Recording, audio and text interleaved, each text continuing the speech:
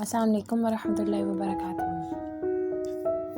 وقت بہت قیمتی ہے، لیکن افسوس ہم اس کی قدر نہیں کرتے۔ ہمارے پاس جو وقت بچتا ہے وہ ہم موبائل میں کھیل کر گزار دیتے ہیں۔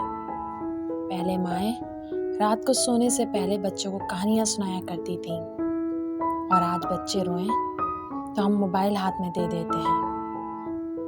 ہم گھر میں ہو کر بھی حاضر نہیں ہوتے، اور آپ کو پتہ بھی نہیں ہوتا کہ ہمارا نقصان کتنا بڑا ہو رہا ہے، اور اس چیز کا نقصان ہم اپنی زندگی میں دیکھ کر جاتے ہیں۔ میں نے ضعیف لوگوں کو روتے ہوئے دیکھا ہے، رسوا ہوتے ہوئے دیکھا ہے اولاد کے ہاتھوں۔ بچے گھر سے دھکا دے کر نکال دیتے ہیں۔